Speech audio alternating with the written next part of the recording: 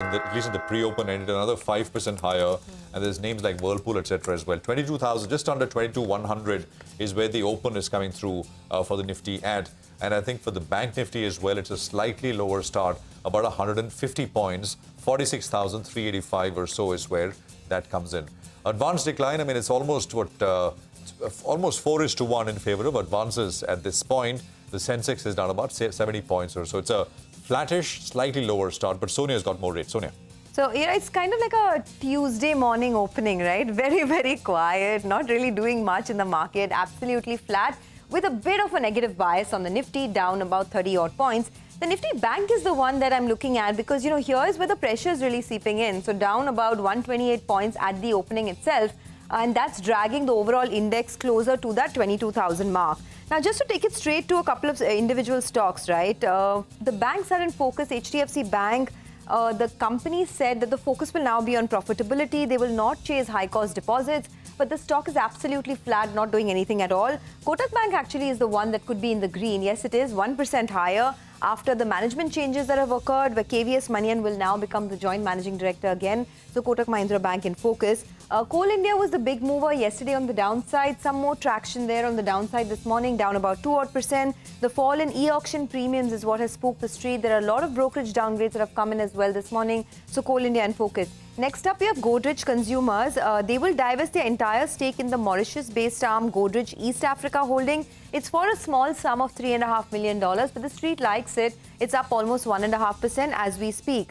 Apart from that, you have NBCC. The company has got 3 work orders worth 369 crores, and the street likes that, up almost about 2%. Torrent Power is looking to invest 2,500 crores in 4 projects in Uttar Pradesh. The street likes that as well, 3% higher now on Torrent Power.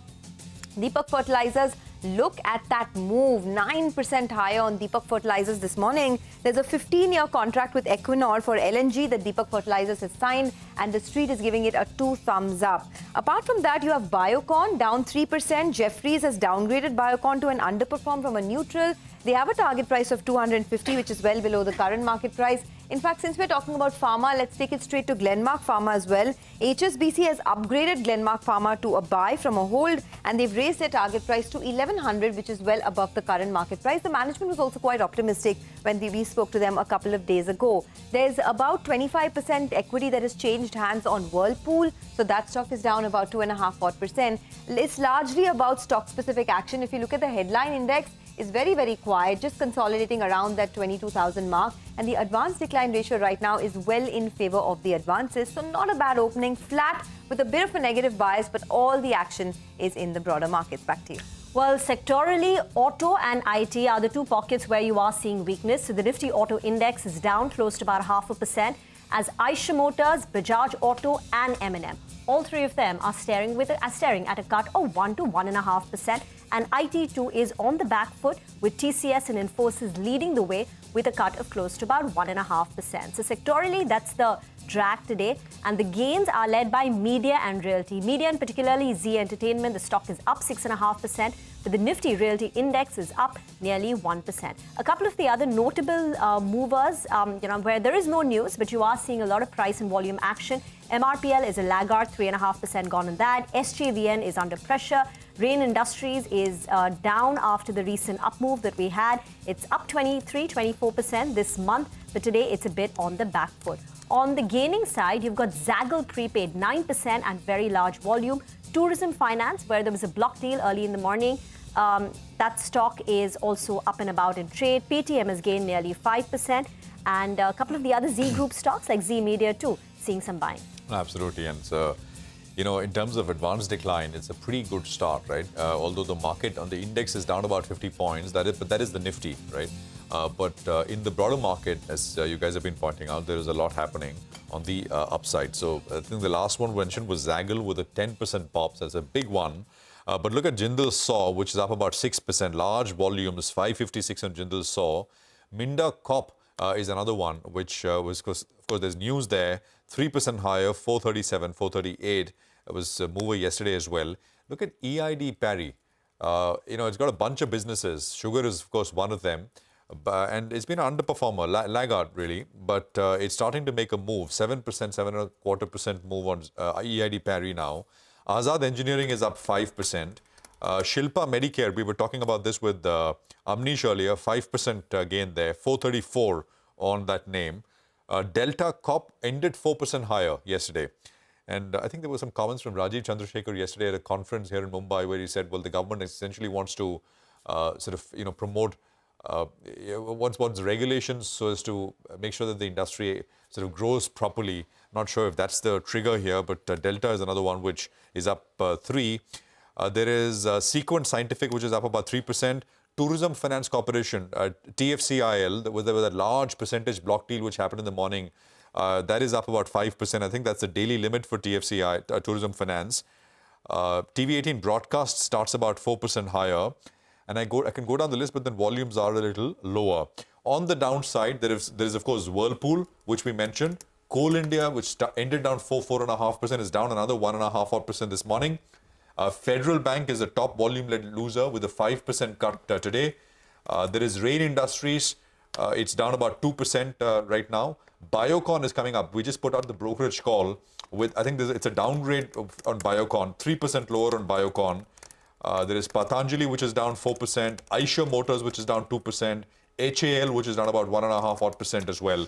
So that's the up and down. But market breadth overall, numerically, of course, is vastly in favor of what is doing well and what is higher. Vineet Samre is with us, Head of Equities, DSP Mutual Fund. Vineet, great to have you with us here. Appreciate your time here on CNBC-TV18 as always. I mean, just a word on HDFC Bank, if we can begin this conversation with Vineet. Because the analyst day happened yesterday, there was some. I'm not sure if you had a person there, and what is the feedback that you got. But what really is your sense? Because it's also important and pertinent because you got the rest of the market where valuations are running generally higher or much higher than historical valuations, and you got this large group which is banking, and within that HDFC Bank where valuations are reasonable. And money is coming into the market. You've got to put money to work. So this question then becomes important. Go on. So good morning, Prashant. And there's some limitation to the extent to which how much I can talk about the companies which we may be transacting or we also have in the portfolios. But broadly, if you look at our portfolios, we have been in general, I think positive on the private sector bank, and within that, HDFC Bank is one of our holdings in the portfolio. Now, overall, I think from the time the merger took place, I think the expectations around the way in which the bank will sort of start showing growth, and also the consolidation timelines of the consolidation, the benefit which the banks will derive. I think those have got a bit sort of pushed out to maybe beyond the in general expectation. But what we believe is that we feel that, like you mentioned, overall, if you look at the markets, I think the market is has pushed up the valuations for most segments. Banking as a pack here, we are trading at reasonable valuations, including the bank under consideration today. Maybe the recovery process may take time, but this is a good time to accumulate these high quality franchisees and hold them on. I think the way to create wealth over a long period of time is to sort of look at high ROE businesses which have sustainable growth prospects in the future. And only point is, I think the biggest arbitrage one has the time arbitrage. Information arbitrage is something which people have lost out. So I think from that perspective, it makes sense to be part of this large franchisee, what I believe. By the way, many stocks hitting fresh highs despite the lackluster opening. Indian Hotels is at a fresh high this morning, and it's been one of the strongest stocks this year. It's up 25% already this year, and it's at a fresh 52-week high at 546. Jefferies put out a note yesterday where they said that the double-digit revenue growth is something that can continue in FY25 for Indian Hotels. And given the kind of robust wedding season that we've seen this time around, the trends continue to be positive. Vineet, I wanted your thoughts on some of these spaces, right? Whether it is aviation, hotels, hospitality in general, consumption, discretionary spending, all of these spaces are picking up quite a bit. You think the run is done here? If someone's missed this bus, is there more to go? Yeah, so unfortunately, we have missed out on participating in some of these businesses, like you mentioned, the hotels, aviations. Because in general, when we looked at their long-term history, we figured out that these businesses they don't generate high ROEs, and they are very cyclical in nature, and it's very difficult to then take a slightly longer-term view on some of these businesses. And today, the cycles for them are very, very positive. But what we have sort of focused on, I think, are some of these, retail malls which have done well for us. The consumption trend has been good as far as the premium and the urban consumption trends are concerned. We have also looked at some of these QSRs, which in the past has really done well, but currently they are undergoing some bit of this slow demand momentum, and we believe that the opportunity size is huge. We are currently in terms of our overall exposure as from within the food industry, QSR is a very small proportion, and we believe that as the urbanization grows, as income grows, the consumption trend should pick up. So I think over the next few quarters, maybe, and I've been saying this for a while the consumption trend broadly looks slow, but this is also a good time to gradually build some of these discretionary names, is what I feel. But only caveat being that we would like to focus more on businesses which structurally are able to produce decent ROEs over a long period of time. Okay. So you think QSRs are turning the corner, like Jubilant Foodworks, Devyani, Sapphire, Restaurant Brands, Asia. What about the other portion of discretionary? Names like a V-Mart Retail. We know Titan is doing well, Trent is doing very well. But some of the other pockets like Vedant Fashion, Nykaa, here you have seen the impact of slowdown in discretionary spending. What about that aspect of the consumer? Are you bullish on it? Yeah, so just to clarify, when I spoke about the QSR, I was not hinting at, they're turning around. I'm saying that they're still in the midst of a slowdown phase, but that's also good time because the stocks, otherwise you don't get these stocks at maybe, decent valuation. So I'm saying that over a period, as these companies go through a bit of a slowdown phase, each of these companies and the ones which you mentioned also, these are, high quality franchises. And as these companies are facing challenging times, maybe at certain point in time, every company will find that a lot of these are getting discounted more than required in terms of the valuations when we look at the long-term averages. And at a point when these becomes attractive enough, it will be good to start accumulating those in the portfolio. Is the strategy which we are trying to deploy. At a time when most global economies are struggling, right? We just heard about Japan and UK entering into a recession. China's property market is pretty much in a bubble. India is standing tall, especially with the growth projections. Now, I understand that it's not as simplistic as we expect it to be. Money is not going to directly move into a market like India. But given that we have this kind of a situation, do you think India has the upper hand even in 2024? And could that be one of the reasons why this uptrend could continue? So, see, first of all, let me admit that as far as our country is concerned, we will have relatively much better growth metrics as compared to some of the global peers.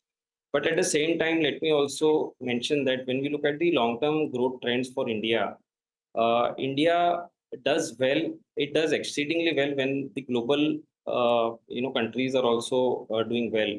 So it only adds up to the momentum. And if we have large economies actually struggling, or you have some of these developed economies go through a slowdown phase, I would want to say that India would not remain unaffected. We will also see some bit of the impact of slowdown.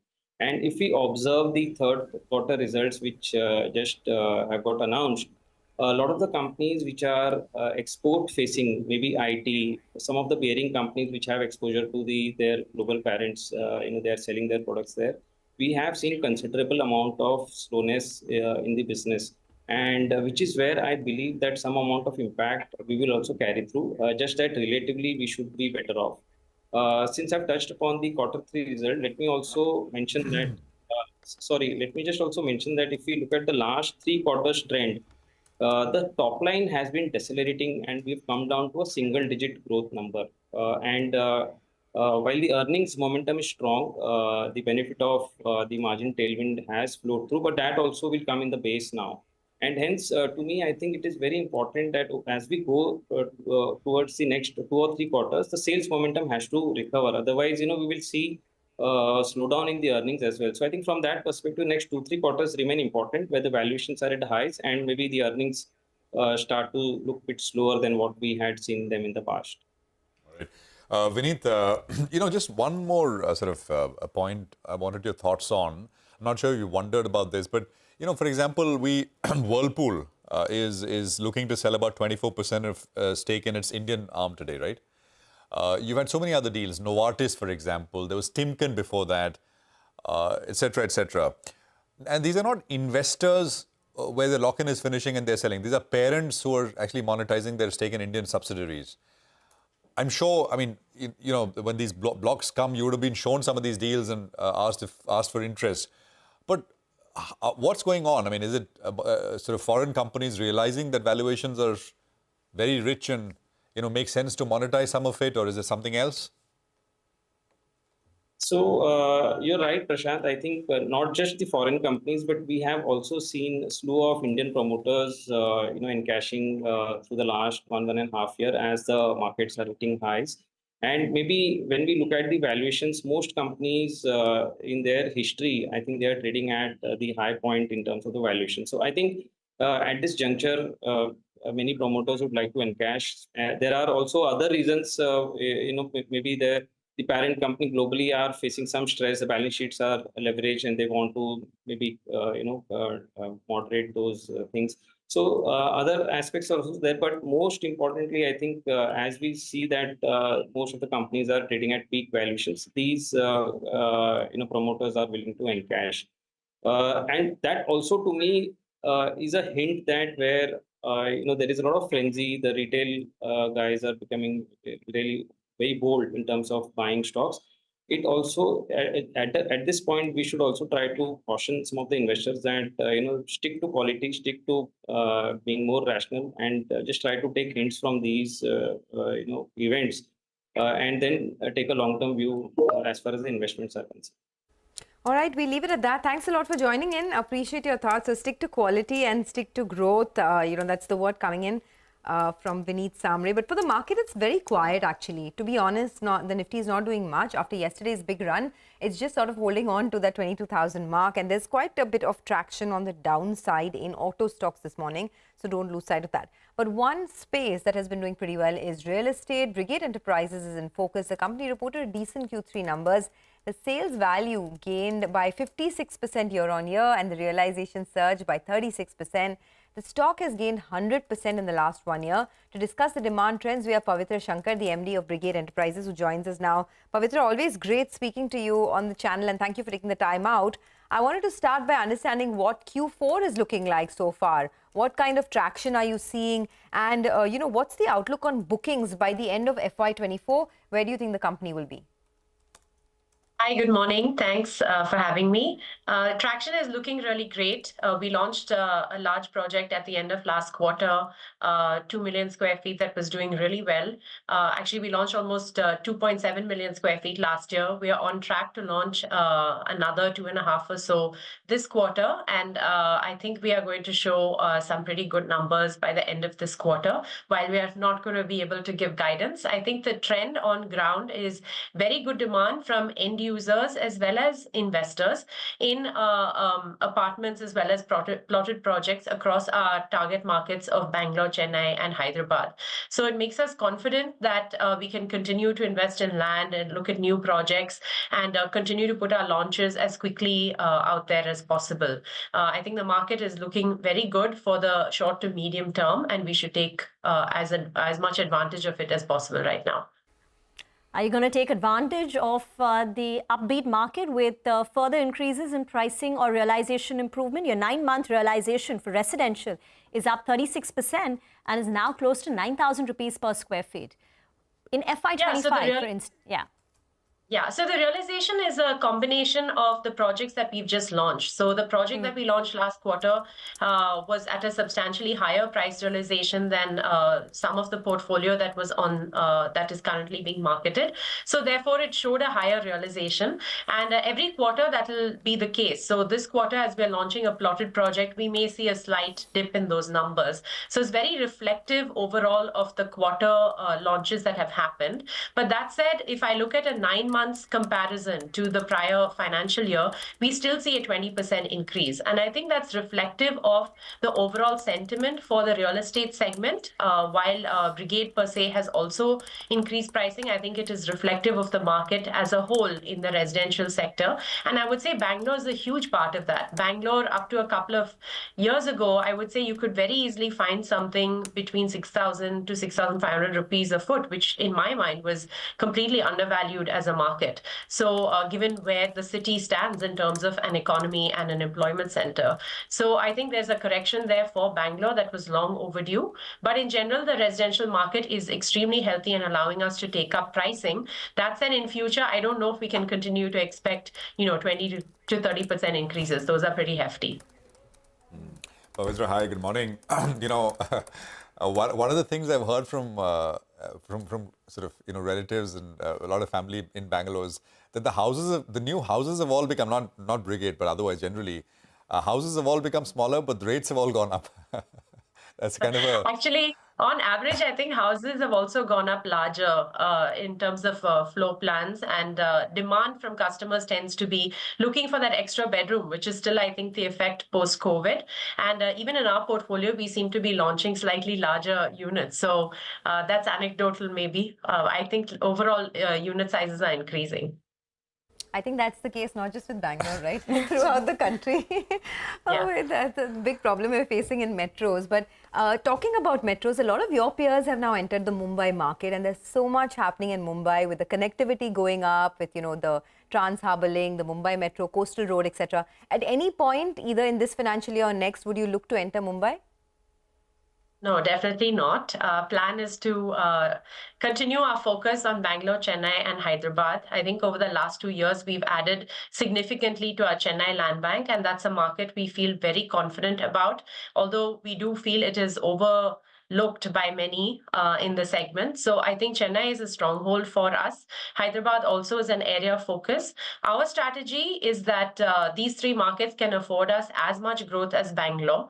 And that, is something that we want to focus on, not just from a residential perspective, but also office, retail, and hotel. Since we are a multi-domain company, the same investment that we make in land banks, in partnering with landowners, with licensing, and so on, it's important for us to make use of those networks that we're doing and go deeper into the markets rather than do multiple projects or maybe one-off projects across different markets. But that said, that's all naturally Mumbai, NCR, these are all very large markets. It's something we will always keep an eye on, but in the short to near term and actually medium term, our focus is to remain in the south. What about hospitality? Despite Q3 being a seasonally strong quarter, a pickup in your occupancy to 73%, the top line growth has been in single digits, 8%.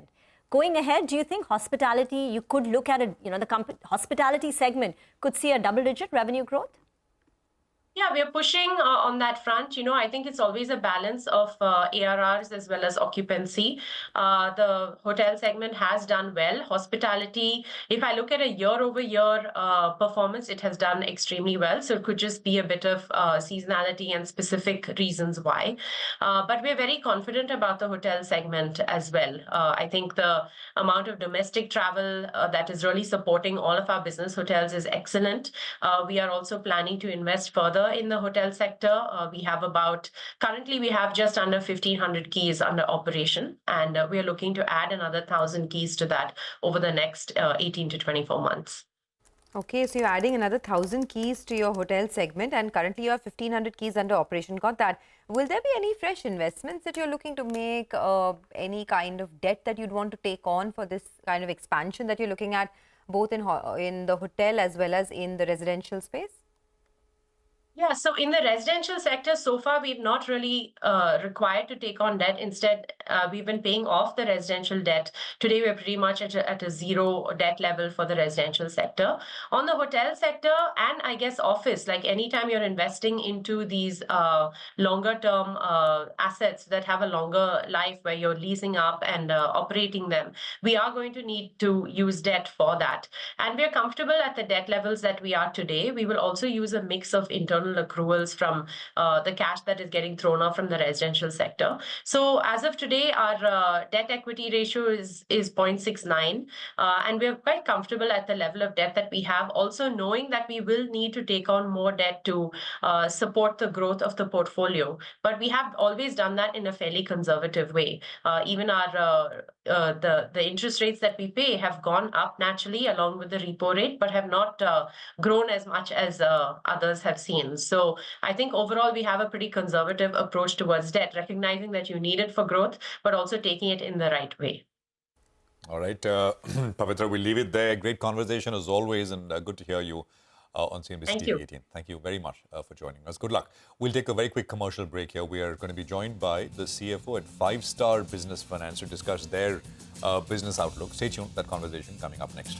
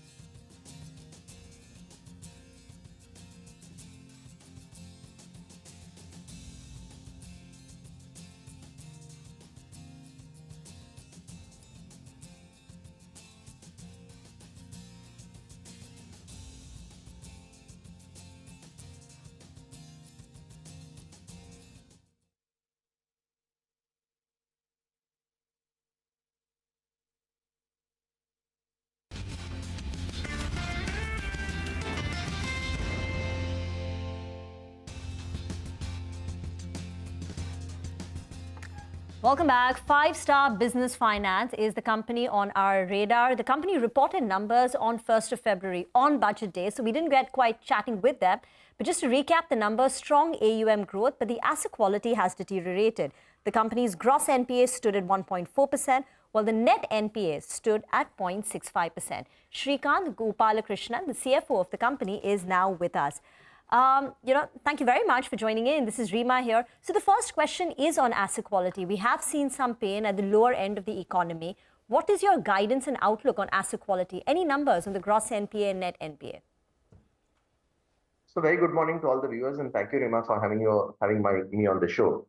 I would take a little bit of a disagreement with your statement that the asset quality has deteriorated, while the NPAs has shown a little bit of a spike, and this is largely to do with some floods that were there in Tamil Nadu, and more importantly, the coastal Andhra Pradesh also had an impact. So there were a little bit of impact on the incomes for a few days for the borrowers, due to which they were not able to pay a little bit of the EMIs that fell due during the month of December, which is why it just went up from 1.35 to 1.4%. But having said that, if you look at the numbers for the profile of borrowers that we are operating, I think we are still at a very, very attractive NPA ratios. If you compare it with any of our peers or even the large NBFCs, I think we stand out exceedingly well. What we also have done is we have increased the provision. So that's why if you look at the net NPA ratio, it has actually gone down from 0.68% to 0.65%. The guidance that we have typically been giving to the market is a steady state number of anywhere around 1.5% or thereabouts, which is still a very, very attractive ratio for this market, given the kind of yields that we are operating in and given the profitability that we have. Our ability to absorb this is very high. You should also look at this in context of the RBI circular that came in 2021, where today we are completely at par with NPA recognition in line with banks. So it's a daily tagging of NPAs, and once an NPA, it's an ever NPA till the loan completely gets off to a current stage. So it's probably the most stringent methodology to compute NPAs. But if you really look at 90 DPD, we will probably be 30 basis points lower than what you're looking at. It will be about 1.1, 1.15%. So from that perspective, these are attractive ratios, in our mind. A little bit of deterioration primarily because of few days of impact of floods. Okay, that's a comprehensive explanation. Srikanth, hi, good morning. Prashant here. Now, your sort of customer base is essentially, small business loans, right? Shopkeepers, very small ticket size loans there. We've heard, from other companies, etc., we speak with, that there is a little bit of stress, and that's been true for a while. It's not new. That there's a little bit of stress at the lower end. The point is the market is so vast, the demand for credit is so large that you can pick and choose the good and avoid the bad, right? As you've told us in the past as well. But incrementally, is it going to start to add up a little bit? The environment is not getting easier in that sense, right? So, for example, I'll tell you, we had Amitabh Chaudhary of Axis Bank who was telling us, it was a broad statement he made. He said that in the next 6 months, you will see credit costs rise. It's impossible for them to stay this low. It's cyclical, nothing large, nothing alarming, but that's the direction. Would you agree in your context, Srikanth? So, Prashant, like you said, I think it's a very broad statement that somebody has made, and the definition of credit or MSMEs in India that we use itself is a very, very broad term. And like you rightly put, we operate in the really lower end of the segment. We're probably a couple of notches above what a microfinance institution's clients are. So we lend between the 3 to 5 lakhs. And what we believe, and we have not been operating in this segment for the last 2 years or 5 years, we have been operating in this product and segment for the last about 20 plus years. What we believe this segment is all about is the resilience. While you will always see some bit of skews in their cash flows at points of time, these are people who are largely cut off from any kind of economic shocks, or even if there is an economic shock, they are probably the last to get impacted and the first to bounce back. Primarily because of the fact that these people provide essential services to common man, without which people like you and me cannot be living. So we lend to shopkeepers, we lend to barbers, we lend to medical shops, we lend to hardware shops. So it's extremely essential for a common man to thrive. While there could be a little bit of skews here and there, we really don't see these customers defaulting. And more importantly for us, the way that I see it is these are all loans secured by the property of these borrowers. And this property represents their entire life savings. So it is not like for frivolous reasons, these borrowers are actually going to go and default the loan, or you will probably see intentional defaulters in this segment, because for a 3 lakh to 5 lakh loan, it's actually not worth committing a fraud. So our understanding of this segment very clearly shows that, like I said, we are going to be operating around 1.5 to there are about 10-15 basis points this way, that way of NPAs. But in context, what you should also look at is our DPDs across the various buckets has been getting better. Our 30 plus has actually dropped from 8.9% or 8.95% to 8.35%. So you're actually seeing, people getting a lot better in terms of their repayments. Our processes are also, we have fine-tuned a lot of process. Today, we actually measure the unique customer collections as against measuring the overall collection efficiency. So a lot of these things will actually end up having very good numbers. So, our credit costs again have been muted because we took a lot of credit costs, especially during the first and second waves of COVID. So if you look at our credit costs for this year, now the 9 months, I think we were at about close to 40 basis points or so. But again, we keep guiding the market that you should be a little more conservative, not because there is a stress that is getting built up, but it's also good to build up some provisions during good times that you can use during the rainy times. So, about 60-75 basis points of credit cost is something that, again, our P&L is extremely capable to absorb. Okay. But not Can you give us any, Sure. Can sorry, you not give us because of any environmental stress. Got it. Mr. Gopal Krishnan, can you give us some numbers on what one can look forward to in terms of both disbursement growth for this year and next? See, this year on year, I think our disbursement growth has been at about close to 40% or so. We have done close to 3,500 crores of disbursements for this year.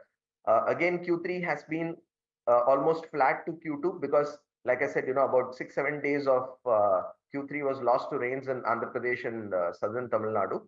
But we expect this number to pick up in Q4. So definitely, I think we will see at least about 25% growth in disbursements to come through next year, 25 to 30% growth to come through in disbursements. And again, we have also been guiding the market in terms of a 31 to 35% kind of a AUM growth that we are looking at. And both of these things at this point of time appear extremely achievable. So, okay, so AUM in FY25 should be in the vicinity of about between 11 and 12,000 crores, sir? No, Prashant. So we will probably end this year at about 9,500 to 9,600 crores. And if we're looking at least 31, 32% growth from there, that's at least another... Okay, 30% okay. 30% in FY25 over the 9,500 in FY24. Exactly. So we are probably looking at maybe 12,500 crores, 12,000 to 12,500 crores. Okay. 12 to 12,500 crores in AUM.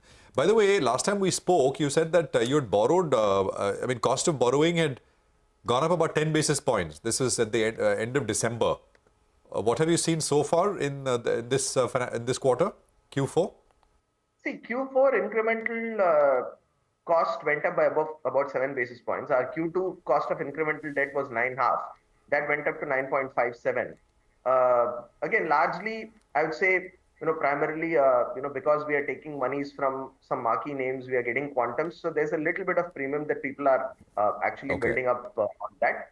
But again, we are also guiding the market for a slight increase to come through. As you would be aware, there was a circular in November 2023 by RBI, where they have increased the risk weights. So that may have a little bit of an impact as we go forward. But our clear thought process is to get the right set of lenders to diversify our borrowings. And if that means there's going to be another 20-25 basis points of impact on cost, I think we are fine. All right. Srikanth, we'll leave it there. Thank you very much for joining us. Appreciate you being here on this channel. And thank you very much for your time here today. Well, that's 5-Star Finance. Now, IRCTC is the next company. It reported a good set of third quarter numbers. Festive season in the third quarter aided business. And we saw, pretty much performance across the board coming in. Soft to okayish. We have Sanjay Kumar Jain, Chairman and Managing Director at IRCTC, joining in to take some questions. So thanks for joining us. Best ever numbers in the third quarter. Could you tell us so far? We're mid-quarter through in the fourth. Has the momentum continued? This quarter has shown highest ever revenue and both profit also. In all our segment. So it's a good thing, and we are planning to continue it this year and take it to the next level.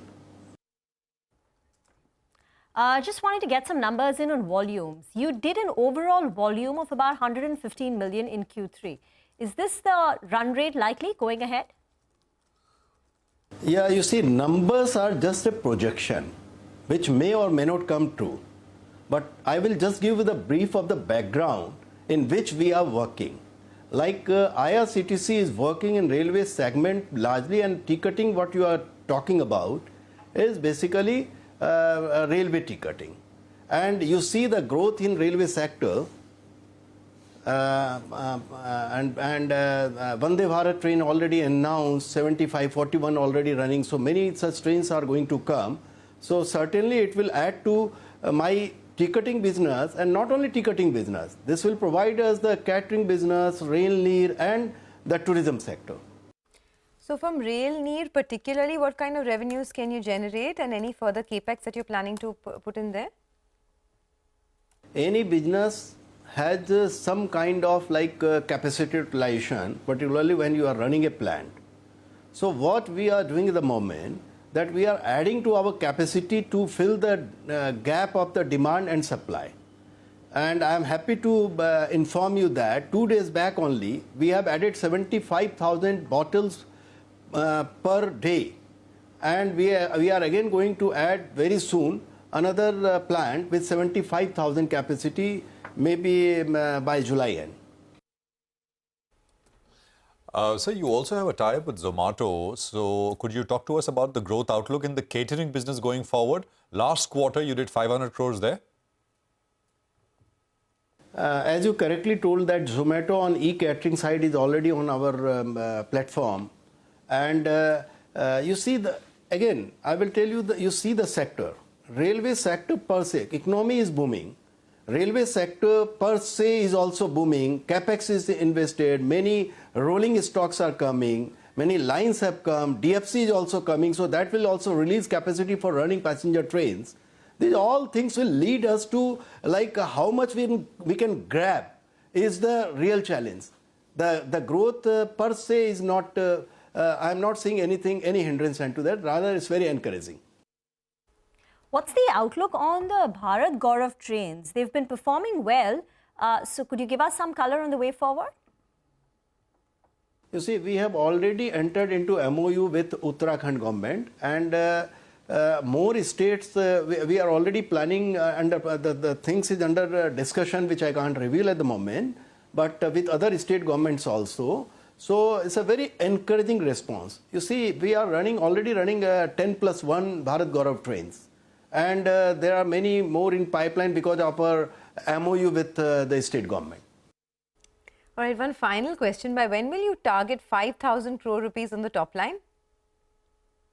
I told you that figures are only, projections are only figures. What we are targeting is not numbers. What we are targeting is the growth and how much we can grab the market already available with us. And for that, we are already putting our all efforts. And I see similar kind of, or rather better kind of result prospects in future. Thank you very much. Okay, thanks very much for joining us with those details. Appreciate you joining us here on CNBC-TV18. Well, that's IRCTC. The market, by the way, is come off a little bit more. We were down 50. There was a sharp recovery. We were down 20, and now we're down 70. So, the pressure is there, at least as far as the Nifty is concerned. Market breadth is also completely evened out. It was positive. Now it's, the advance decline ratio will tell you almost 1:1 on the advances to decline ratio at this point in time. So it's a mixed kind of two-way flow, as we were describing in the morning as well. And that's what we saw towards close. That's how we left off things yesterday in trade. Well, now sources tell CNBC-TV18 that the Finance Ministry may hold meetings with fintech startups next week. This move comes in after recent actions taken by the RBI against Paytm Payments Bank. Parishad has got more details. He's joining us right now. Parishad, good morning. Well, yes, this is an important story for the fintech ecosystem in the country, and the importance of the meeting that is going to be held next week. The meeting will be chaired by the finance minister. Officials from other ministries are also likely to be present. The importance is twofold. One, to emphasize the importance of following all regulatory compliances. The government is likely to urge all fintech startups to make sure that they are complying with the law. Secondly, to assure them that if you are complying with the law, then there is nothing to be worried about. The government is fully backing you. This will be a meeting in a way to reassure the fintech startup ecosystem that this is a priority area for the government. The government stands by startups in the country. It wants more digitization to take place. And this is a sector that will continue to be encouraged by the government. All right, Parikshit, thanks a lot for that. So fintech startups definitely in focus. But moving on, HDFC Bank aims to maintain financial stability and continue its trajectory of profitable growth, says the Managing Director and CEO, Sasidhar Jagdishan. Speaking at HDFC Bank's group event, he adds that the merger preponed the loan growth of the combined entity, triggering the need to raise funds. Take a look. Ever since we announced the merger, we realized that with the merger will come a preponement of loans on our balance sheet, which is pretty much reflected in the constitution of the share. We now have around 14 to 15% share of loans on the stock of our balance sheet, as against to 10 to 11% of deposits. We realize that effectively we have preponed the loan growth, so I need to now have that period of I would say, transition time to warm up the engine to raise that amount of equivalent granular sustainable funding to be able to substitute some of the bond maturities so that I can have a reasonable amount of share moving up. We have been operating our loan deposit ratio in a reasonably healthy range of around 85 to 90% or 80 to 90% depending on which year it is, and it's a long-term average. Obviously, we have grown which means that the growth rate in our deposits and loans have been rather on very similar pace of growth. Going forward, whatever we do will be very similar to what we have done in the past, which means that we'll maintain a very healthy incremental LDRs. As I said, it's a balance of how much I want to deploy and how much I want to repay, and that itself, since these are all high costs, it sort of gives you a kind of a massive fillip to your profitability. All right, well, let's do one thing. Let's take a quick commercial break on that note. The Vibhor Steel Tubes, by the way, has listed, look at that. It's a 190% up move that we're seeing on listing for Vibhor Steel Tubes. What a fabulous listing there. I don't think anyone expected such a big premium to the issue price. 150 was the issue price, and look at that, 446 is where the listing has come through. The bankers get it wrong. I'm not sure the bankers left it intentionally. I mean, this much, I mean, this is incredible. One of the best listings that we've seen, I think, in the recent past. Absolutely, no doubt. Look at the volumes, about 1.3 million shares, I mean, traded already right at listing. I think this space is doing very well, right? Its peers are APL Apollo Tubes, you have Rama Steel Tubes, High-Tech Pipes, APL Apollo Tubes, etc. have been big movers in the recent past. Even if you look at the fundamentals, right? I mean, 3 years back, the company's revenues were about 500 crores. Today in FY23, at the end of FY23, the revenues were 1113 crores, and 6 months FY24 as well, the strength continues, and the profitability. The FY21 profits were about 60 lakhs, and by the end of FY23, they're sitting at 20 crores of profit. So fundamentally as well, the company is strong, it's in a good space, and hence it's delivered on listing day. Let's slip into a quick break. On the other side, Manisha Gupta will put focus on the commodity markets.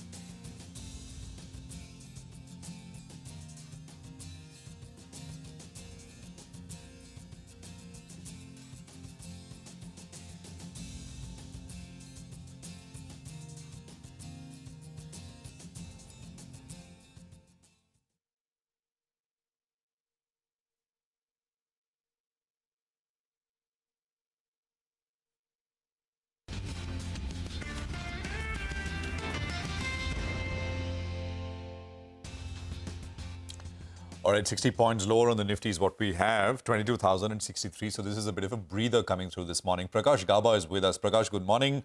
Good to have you with us here. Dips typically, yesterday also we saw that dip, right? The market opened higher, flatlined, and then moved up. And then, of course, from the day's high, there was a bit of a pullback again. But what's your sense, Prakash? What to do on the indices first? Yeah. As far as Nifty is concerned, it's opened lower, it went down lower, and it bounced back. So far, looks okay to me as long as today's open holds. And Nifty has opened somewhere closer to 46,600. So as long as that's on, it can go into a resistance zone. The resistance zone on Nifty, I would say that possibly it's around 22,150 or so. So it can go up. Bank Nifty looks, I think, slightly more stronger, can go up to 46,700 to 47,200. But Nifty and Bank Nifty both are on divergent mode. So had the Bank Nifty fallen, then Nifty would have fallen more. But looks like Bank Nifty could hold because the Bank Nifty still looks strong to me. So I would say Steve is stock specific and try and take stocks on the long side on the banking front. And however, I like two stocks here. One is Indian hotels. That looks good to me. Very good chance trading at 550. Possibly we can see move up to 560, 65 zones. Stop below 545 on Indian hotels should be fine. Second stock that looks good to me is Power Grid. Basically into a buy mode. 285 is the level that it's trading now. Possibly we'll see level closer to 295. May take a day or two for that. I think it's heading there. Stop on Power Grid should be around 280. Okay, all right. Thanks a lot for that, Prakash. Have a good day. By the way, those are some stock ideas from Prakash Gaba. Just want to point out once again, Vibhor Steel, right? Pull it up for you. It's had a fabulous listing in case you missed that one. And the joke doing the rounds is, iska naam Vibhor Gold hona chahiye tha, not Vibhor Steel. That's the, that's the up move that we're seeing in fabulous listing there. Look at that. 450 now, right? So that is, it's I think, the listing of the year so far, I think, without a doubt. And if you go back, you'd find comparables, but this is absolutely fantastic coming through. Well, let's sort of talk about commodities now, and let's bring in Manisha with what's top of mind for her. Manisha, good morning. Morning, and thank you for that, Prashant. Well, I'm looking at the crude oil prices, which are trading at a 3-week highs right now. If you look at the prices within this year, we've gained up by nearly 6% already. And there has been a lot of geopolitical premium that we've seen building up in case of prices here. In the latest report that the street is watching out for, well, there is Israel raiding Gaza Strip. The second hospital is out of service now. There also is Houthi fighters claiming responsibility for an oil tanker which was headed in for India. Over the weekend, we already have seen reports of 4 vessels hit by drones or missiles within the Red Sea itself. And this is what has added premium to prices. Apart from that, the street is also looking at strong travel numbers that have come in out of China in the previous week. Remember, it was the Golden Week holiday for China, and those travel and aviation and on-road numbers, all of them have been on the positive side. But that's exactly where the positive news kind of ends. And these are the factors keeping the prices in check. There is a report from IEA suggesting that the global supply will hit a record 103.8 million barrels per day in 2024. And much of this extra supply growth will come in from the non-OPEC countries. Within OPEC as well, when you look at the spare capacity, which is at an 8-year highs of 6.4 million barrels per day. So if and when that demand comes back, you already have higher inventories, higher production. US production is at an all-time high, and the OPEC spare capacity at an 8-year highs as well. So there is a very little chance that you could be looking at 90, 95 or prices beyond that in the near term at least. An ANZ report that came in last evening suggests that global crude surplus is what they are looking at in 2024. And then apart from that, we already are dealing with those slowdown reports that have been coming in from Japan and Britain. So the demand, in addition to China, within these economies as well seem to be slowing down.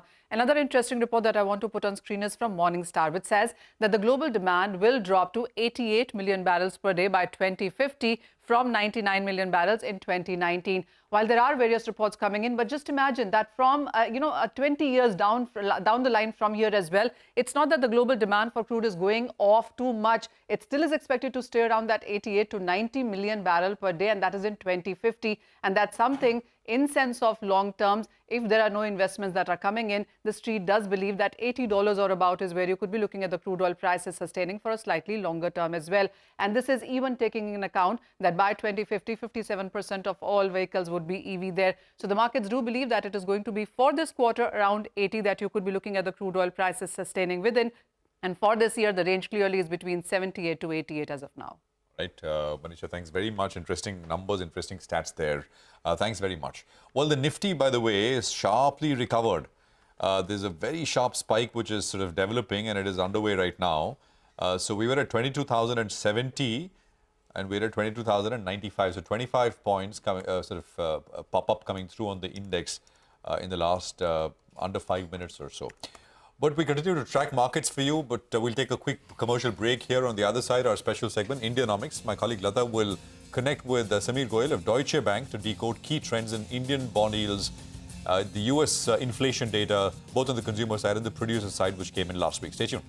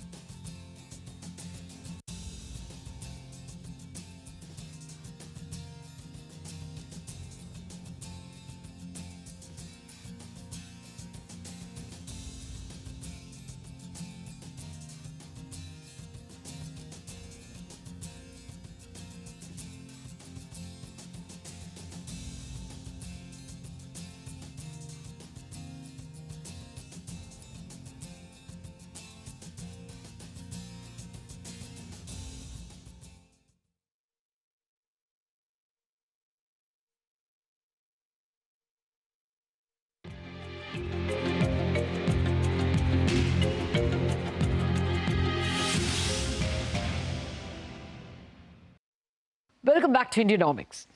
Indian bond yields fell dramatically after the budget, but most of those gains, which were caused by the lower market borrowing program, were wiped out because of the higher than expected US yields due to higher inflation in the US. So how will Indian yields shape up in the coming months? Separately, the Indian rupee has been solidly ranged despite rising US yields and the occasional rise in equity outflows from India.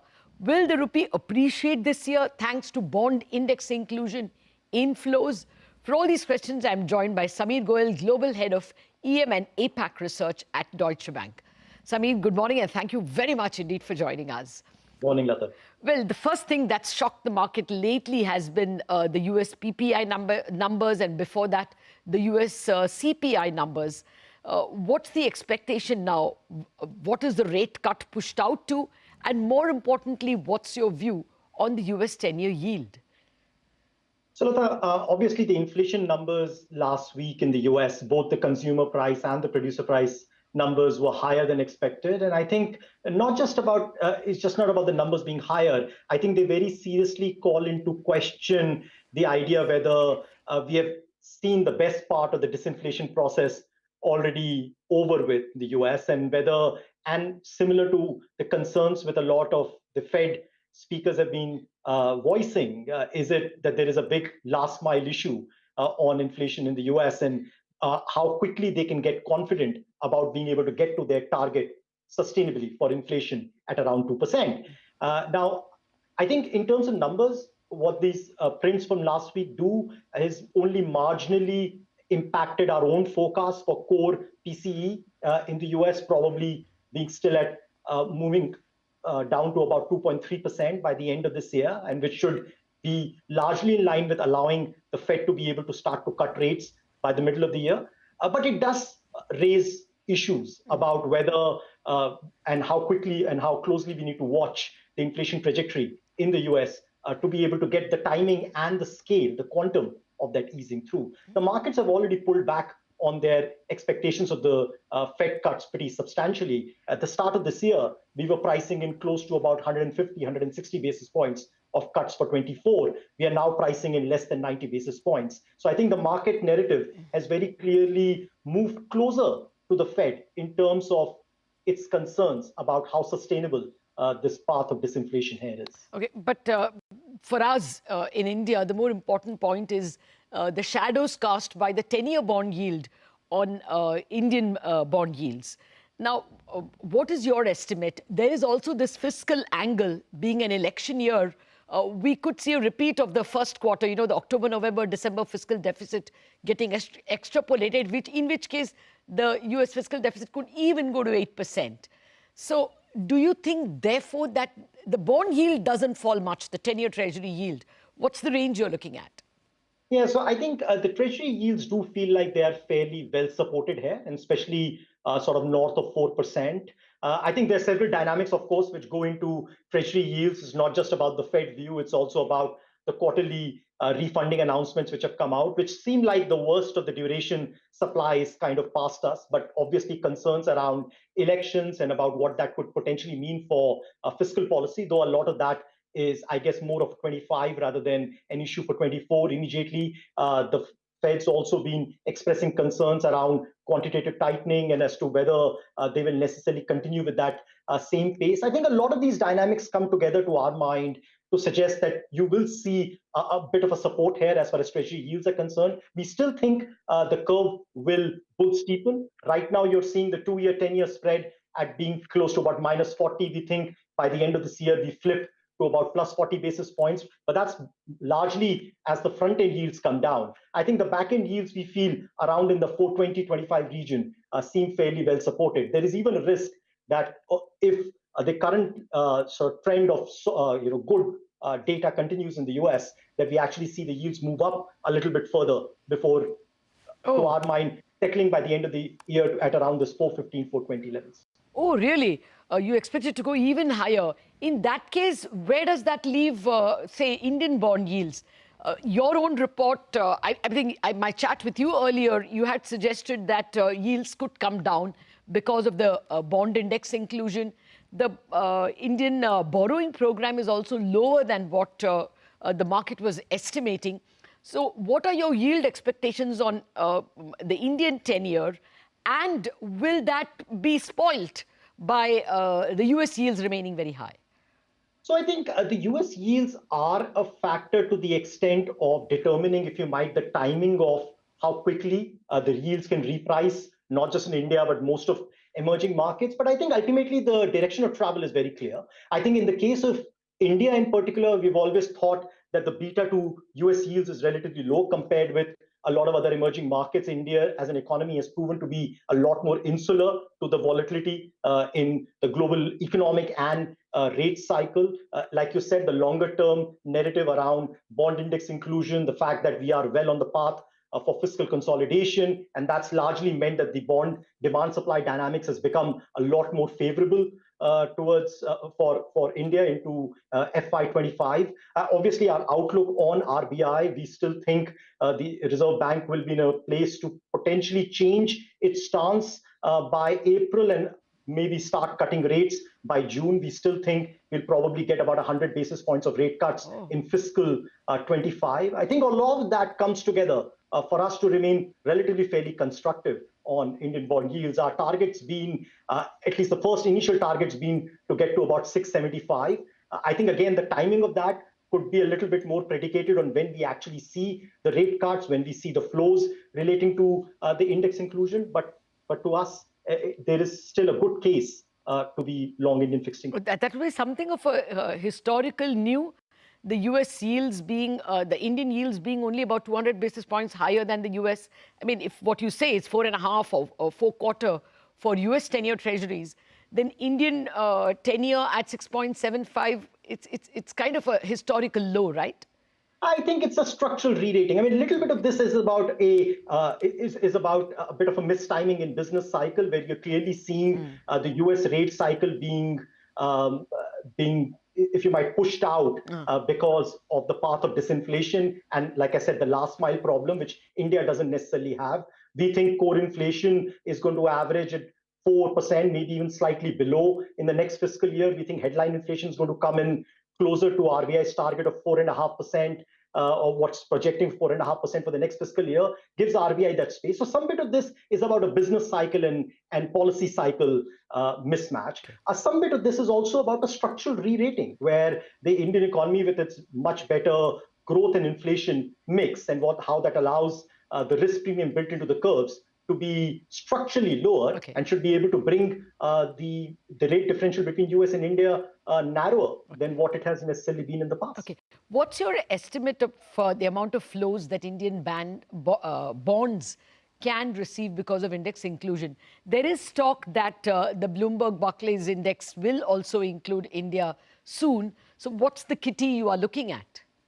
So, Lata, I think the math on that is relatively straightforward. I think for now we know that the GBI will include India, which should be roughly worth about $25 billion or so of inflows which are to come in. They will be staggered just as the inclusion for the market into the indexes, but ultimately the weight is capped at 10% in GBI. Like you said, the next thing to look for is at what point India gets included in the Bloomberg Barclays Global Aggregate Index. Now, that has its own hurdles in terms of what the index participants require and are looking for India to get included. It's a global bond index. It's got much larger AUM, which is tracking it. It's got much larger market capitalization.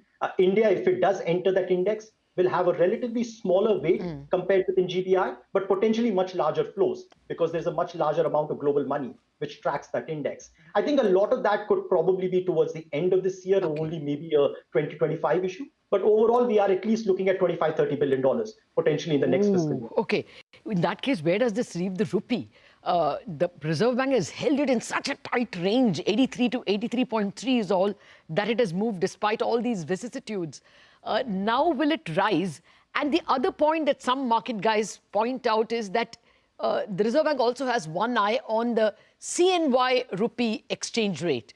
So can you also tell me whether the CNY will be allowed to depreciate simply because it looks like China wants to look at the export way out of its current slowdown? So Lata, I think the way I look at the rupee, there is, and as you have also actually enunciated, I think there's multiple cross currents here.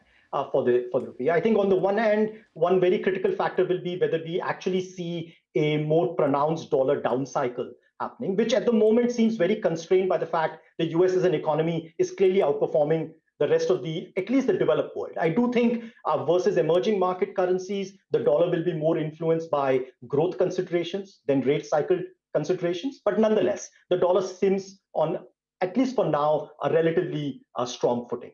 For India itself, the currency is not necessarily cheap when you compare it to inflation differentials with India's trading partners or on basic balance front. But on the other hand, we do have potentially better flows coming up ahead, both in terms of whether they do into equity markets at or following the elections, and certainly into fixed income because of the index inclusion issues. I think ultimately the deciding factor would be whether policy permits those flows to come into the market or intermediate it, as to whether is keen on keeping volatility very low or allowing that to translate into better appreciation and gains for the currency. I'm personally biased myself to think that the currency will probably towards the latter part of the year be somewhat stronger than where we are, but I think still very much contained within a range. No, I must get your view on China.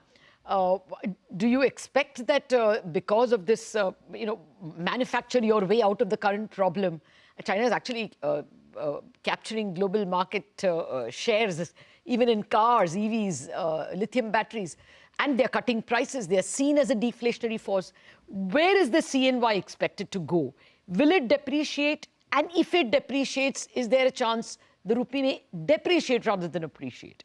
So I think on the renminbi, Lata, one point I would make is, I think what is often misunderstood is that while there is clearly benefits to a weaker currency, especially to one which is quite as much of a manufacturing sector as China is, there are definitely benefits to a weaker currency in terms of gaining more competitiveness, but there are also costs to a weaker currency, and particularly in terms of engendering an expectation cycle, which can actually cause the depreciation to build on itself. And to that extent, for policymakers, there is a very clear cost-benefit analysis there. And they have thus far responded to what has been relatively negative news on the China economy and the China business cycle by leaning back against, pushing back against any of that weakness in the currency. I think ultimately it's a policy choice to make for them, but it's not clear to me that from simply the benefits of gaining more competitiveness necessarily outweigh the cost to them of allowing sharp depreciation in the currency to take place. So you're right that for the rupee, the renminbi will be an important factor, but I think the cross is no longer at a level which creates a huge amount of concern for the Reserve Bank. Okay, you don't have a CNY level for range for the year? So our view is that if anything, if we see a positive momentum build up as you get a positive policy stimulus in China, there is very much a risk that the renminbi actually appreciates up towards 7. So not a very large amount, but a modest appreciation, but very predicated on whether we see the kind of policy stimulus which is required for growth to outperform China in China at around that 5% level. Thank you very much for joining us, Samir Goyal. So the key takeaways, Indian yields are about to fall to about 6.75, but the rupee will be more ranged and maybe appreciate just a wee bit. That's it on this edition of Indianomics. Thanks much for watching.